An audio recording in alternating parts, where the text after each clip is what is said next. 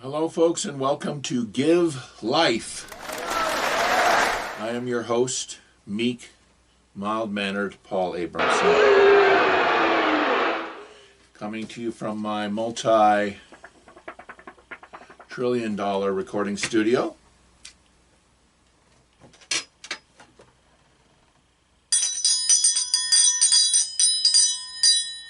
Come and get it.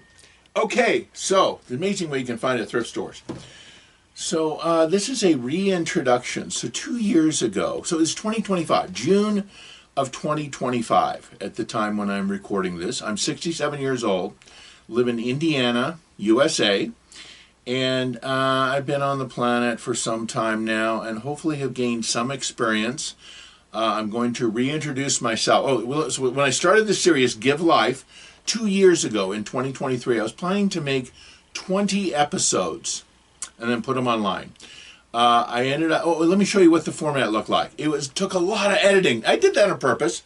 If you can see the editing here, I'd have a proverb either from the Bible, the Quran, some other holy book, or some culture somewhere in the world. I'd have a humorous thing on the side. I had a lava lamp on one side, and me down there talking about some subject. And the humorous thing and the proverb usually had nothing to do with what I was saying, but it took a lot of editing to cobble together such a screen.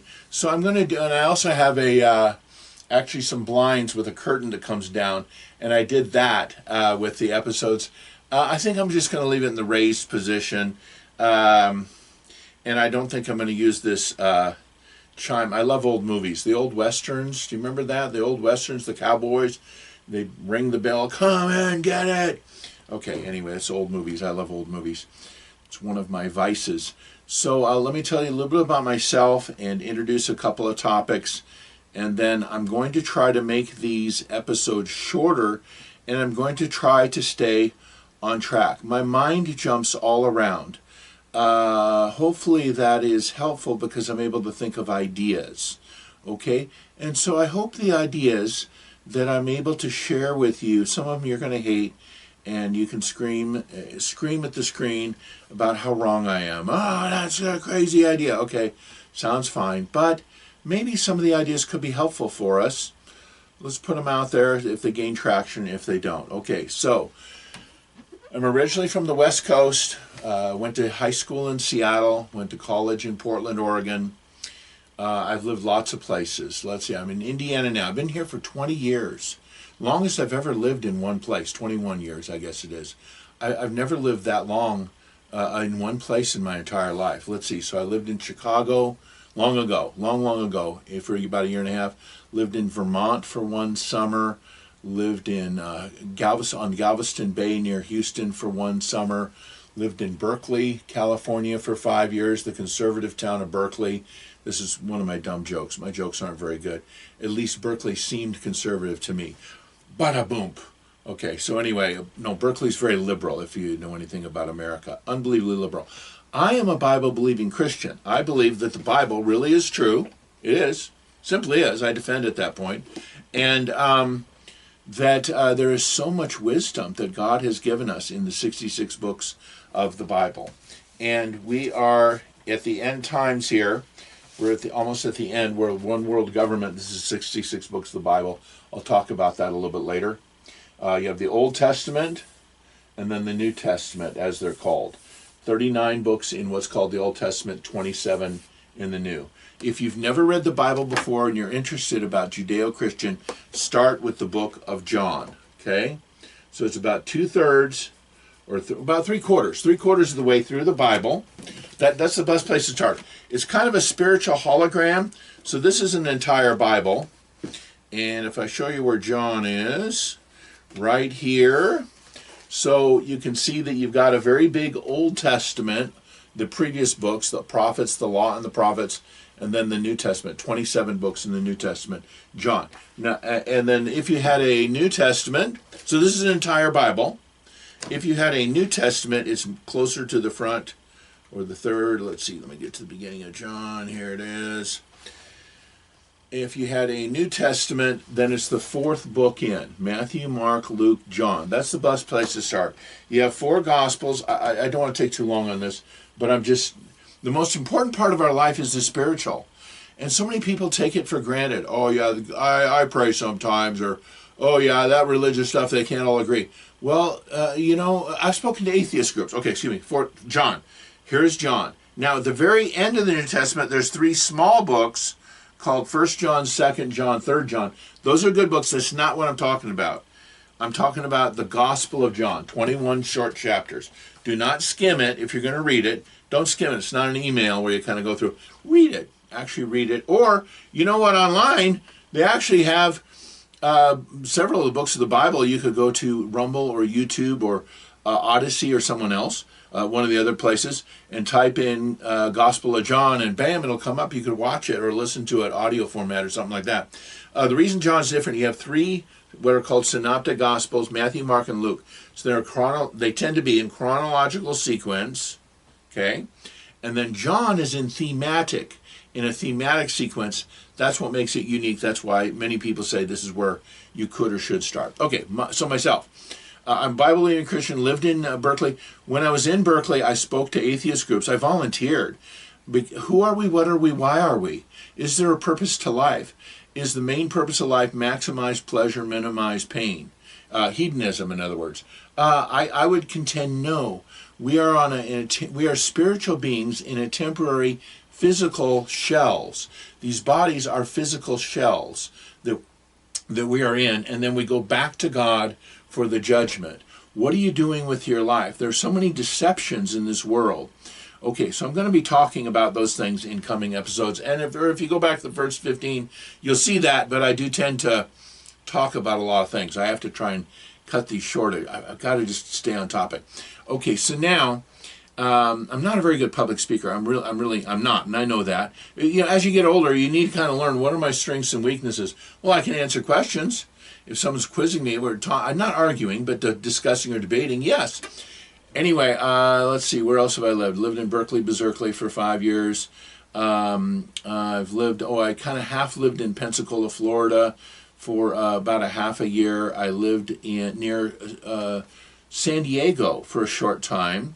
It was in Oceanside is where I was, near San Diego. That was a few months. Let's see, where else have I lived? A variety of places. I've lived overseas twice. I was in Germany for about 3 years, speak some German, used to speak German. I lived in Japan for 5 years.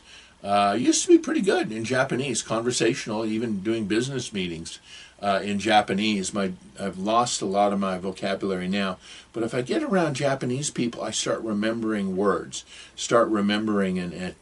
and can converse.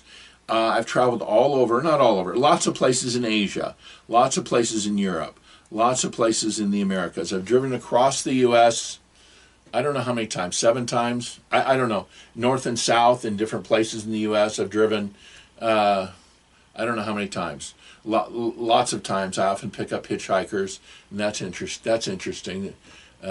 You should not do that. You should probably not do that. I pick up hitchhikers, okay? And so far I haven't been attacked, haven't had my car stolen from me. But it is dangerous picking up hitchhikers. They could be on drugs. They could be, who knows what, they could be running from the law, whatever. I don't know. But I've picked up some interesting people. Maybe I'll tell you about it sometime if you're interested. I want to briefly talk. I mentioned spiritual things. I also want to mention physical things. Would you please take some vitamins? If you're looking at the camera right now and you're going, I get my nutrition for food. Okay, well then die. Okay? Die slowly and start getting metabolic diseases when you're in your 40s or 50s. Okay? If that's really what you want to do, I actually brought a book with me. I brought some vitamins to show you. So this is minerals. Would you please, 3 times a week, would you take a multivitamin? Please, please. Okay, this is from, let's see, I got one from Puritan's Pride, another from Swanson Vitamins. There's lots of brands out there. Okay, this one's Puritan's Pride. Ultraman Max. Hey, that's me. Ultraman Max Daily Multi. And it's got all kinds of stuff. This one I got from Swanson, but it's not Swanson brand. It's called Mega Food. These are two that are called Emergen-C. Emergen-C. So it's got a lot of vitamin C. It's a powder, and you put it in. This is one for immune formula to help you, for colds or flu or whatever. This is Emergen-C with apple cider vinegar. Apple cider vinegar is good for you. Just a little bit of vinegar each day is good for you, folks.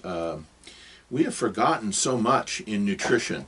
And I brought two books. I just want to mention these briefly because we're dying. So many people are in such poor health. Their brain can't work. They work all day. You come home completely exhausted.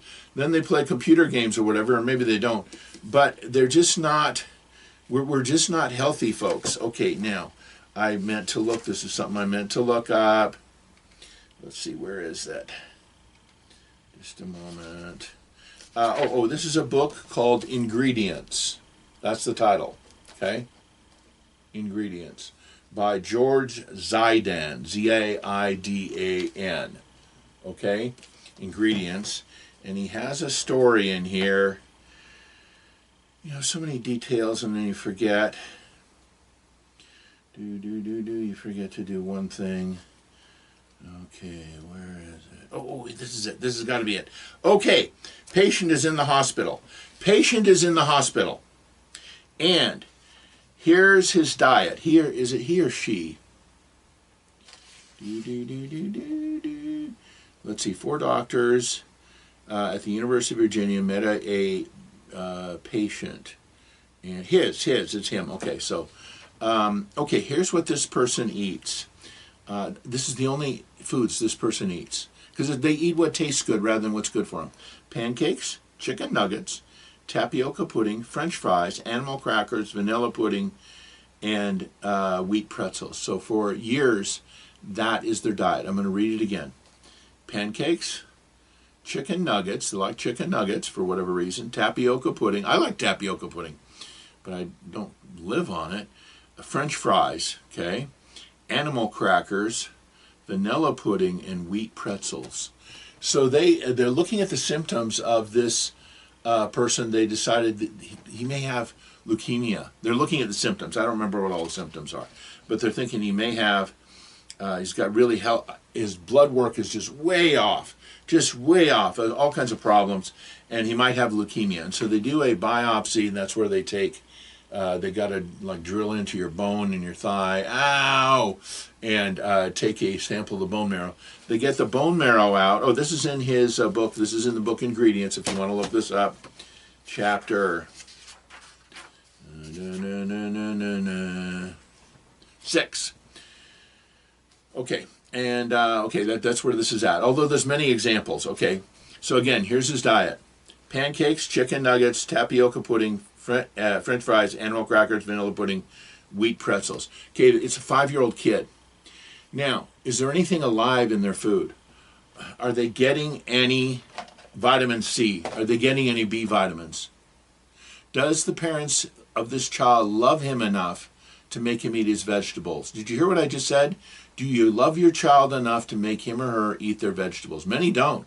Many don't. Oh, this is what they want to eat, so I let them eat it. And it tastes so good. They're using our own taste buds against us in this modern era. So here's his diet. Pancakes, no vitamin C, no B vitamins. This pancake tastes good. Dead. Right?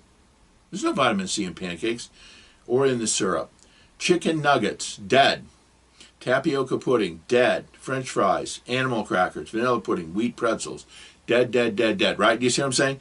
What they discovered is the kid didn't have leukemia, he had scurvy. 5-year-old child had scurvy. Scurvy is just a simple lack of vitamin C. Did you know, I think it's about 6% of Americans have scurvy, 1 in 18. Scurvy, simple vitamin C. How can someone not get enough vitamin C? How is that possible? You got these young people, 18, 20 years old, I need an energy drink.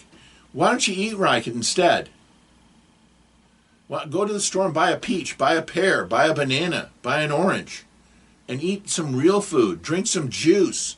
I need an energy drink. Then for an hour they got energy because they're using their body as just being drained down to nothing. There's so many stories like this. This is just one. It happened to be a kid, and I read it recently. Years ago in the newspaper, that tells you how old I am. I actually read newspapers. Read about this man. He goes in the emergency room, and he's got some horrible disease. He's bruised all over. He's kind of half delirious. He's so swollen up inside he can't swallow. And so they're giving him all these antibiotics. They got an IV drip. He's laying there. Different doctors are coming in, trying to figure out what's going on. This he had four doctors, and they can't figure out he's low on vitamin C. Excuse me. Doctors are they know so much about drugs, cut and drug. They know so little about nutrition. The body wants to heal itself if you give it the tools. Okay, so anyway, this man is laying there, and none of the drugs are working, none of the antibiotics. Finally, a doctor with common sense came in and said, add so many cc's of ascorbic acid to his IV drip. Okay, so he's already got all these other drugs coming in. Ascorbic acid is vitamin C. Okay, within a few hours, he could swallow again.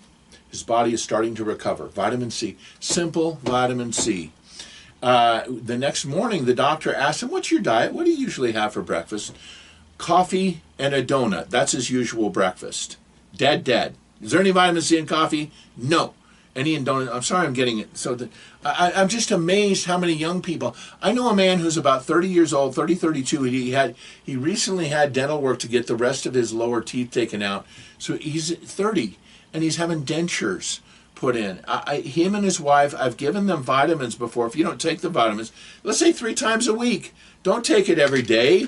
Or even if you don't take it every day, take vitamins 3 times a week. This is a mineral supplement. It's multiple minerals. It's, let's see, about a dozen of them. Let's see, I need to get my magnifying glass here. Calcium, iron, phosphorus, iodine, magnesium, zinc, selenium, copper, manganese, chromium, potassium. It is between like 2% to 30% or 40% of what you'd need, one capsule. I take one of these about once a week. Okay, so I'm not taking it every day. Don't go overboard.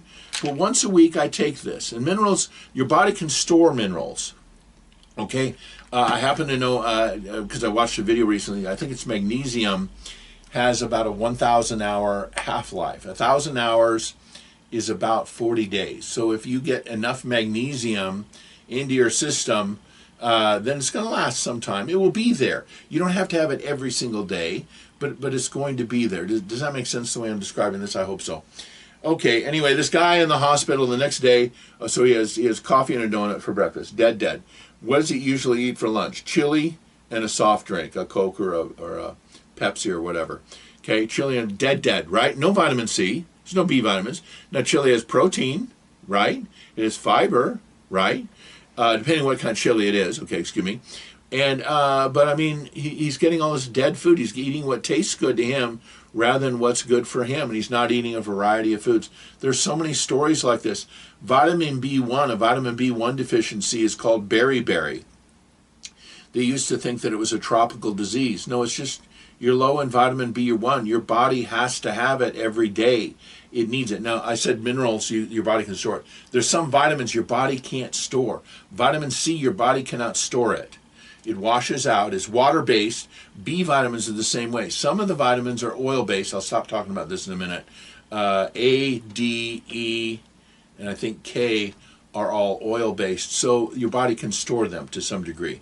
So you don't want to overdo it. Okay, the other book I want to mention is this one here, The Iodine Crisis, Lynn Farrow. I don't remember how I found this book. It's a woman who wrote it, Lynn Farrow, L-Y-N-N-E, Farrow. And she wrote this book, and I got it from the library. And I was like, this is a good book, The Iodine Crisis. So I bought a copy, and then I ended up buying 3 more copies to loan out. So this is a loaner that I got back from someone at church, and I'm going to loan it out again, okay? To try to loan it to people. But it's even better than that. Oh, excuse me. Let me talk about iodine. Now here's what you're going to say. Here's what you're going to say. Oh, I get my iodine from salt. No, you're not. No, you're not. The iodine in salt is too minuscule. It's not enough. You need more than that. So the amount of iodine you're getting in salt is not what you need. Your thyroid, which is kind of a gland that regulates so many things in the body, needs iodine. You know what else needs iodine? Your brain. If you don't get enough iodine, your IQ goes down. I'm serious. Your IQ will go down by up to 10 points if you don't get enough iodine. You don't need very much. I take an iodine pill once or twice a week. Just a little iodine pill with food usually. And that's another thing, is you should usually have vitamins with food so that it gets processed in the body as part of the food. Okay, does that make sense? This author is so gracious. She's trying to get the word out. She actually, it's on a webpage called archive.org, this entire book. So if you look up iodine, the iodine crisis, Pharaoh, F-A-R-R-O-W, and the word archive, A-R-C-H-I-V-E, this entire book is online for free. Would you please read parts of it and realize we have to have iodine. I want to talk about magnesium too. I'm sure I can't find the page I want here. You don't want iodine alone. You want it. Most minerals and vitamins work together with other things. Okay, so I can't find. I'm sure I can't find what I'm going to look. What I'm trying to find here. There's a chart of what vitamins you should take with iodine. Okay, I'm not going to find it, but that's okay. But you should read the book anyway. So rather than me just finding a one-page chart. But magnesium. Most of us are low in magnesium. We know of 300 biochemical processes in your body that need magnesium. Okay, and so if you don't get enough, well, your body just rations. This is detrimental to you in so many ways, so many biochemical ways. So doctors are not learning anything. Usually, doctors know nothing. Doctors and nurses know almost nothing about nutrition. Okay, so now I'm getting off my high horse here, preaching to you. Spiritually, the most important part of life is who and what we are spiritually. You're going to disagree with some of my theology, some of my doctrines. That's fine. I've been wrong before. And you're right, by the way. Okay, there's a verse in the Bible that says every man is right in his own eyes. Well, I've been on the planet for a little while. Maybe you can learn a few things from me, particularly if you're younger. So many younger people, here's what they like to do. If you're 20, 25 years old, is they want to ask other younger people for advice. Like, how should I do this? What should I do for car insurance? What should I do for rent such and such? Why don't, instead of asking other people who also don't know anything, why don't you ask someone who's 40, 50, 60 years old? Don't you have an uncle you can talk to, or someone who you can say, can I ask your advice on something? First, they're going to have to wake up from fainting, because a young person actually asking for advice in a logical way is going like, I can't believe that happened. But honestly, there are people around you who can help you. There's a lot of other things I want to talk about. This comes to mind, so let me just mention it, and then I need to finish this video. On computers, there's a lot of different things I want to talk about, but I can't. On computers, they have these programs that are password managers. You put in all your passwords, and then you just have to remember the one password to get all your other passwords. Don't do that. Don't do that. Okay, my friend, Gregory and me, we decided we want to steal millions of dollars from Americans. What are we going to do? How are we going to do this? I'll tell you what we do. We make a program and call it Secure It All Password Storage. We won't even charge you money for you giving us your passwords. Okay, so we designed Secure It All Passwords, and then you go, oh, hey, this is free. Look, they're not even charging me to give them all my secret passwords. They're not even going to charge me anything. Okay, here's my Bank of America account. Yeah, here's my Charles Schwab account. Yeah, here's my Citibank account. Here's all my passwords. Here's for my thank you so much for I just want to thank you guys for saving these for me. Okay, so what did I say my friend's name was? Gregory, something like that. And I then, what a chump. What an idiot. Thank you for being a sucker, sending me all your passwords. Don't you understand, folks? They are not helping you. Get a piece of paper, get some paper, and write your password down. Here, wait, this pad's clean. Write your password down and then put it somewhere near your computer. What I suggest, here's an idea, is get a calendar. You got a calendar near your computer, don't you? In your office, don't you? Well, put it on a hook or on a little thing there on the back of your thing. Oh, well, this is important. Let me mention this too. Oh yeah, there's a Google Play card. Even perfect. That's perfect. What else have I got? Why is this on here? Why do I have this? Okay, I don't know. Okay, let's see. Don't do that. Keep it yourself. Don't send it to somebody on the other side of the world who's purposely trying to steal your ID. Why do people do that? It makes no, I'm sorry, it makes no sense to me. I've worked in computers. Oh, I mentioned some of the places I lived. Someplace I've worked. I worked for Microsoft for a while. This was a long time ago. I worked for Intel Corporation for over a year. I worked for, I was in the dot-com boom. That was 20 years ago. I know something about computers, and so computers, there's so many people being scanned these days.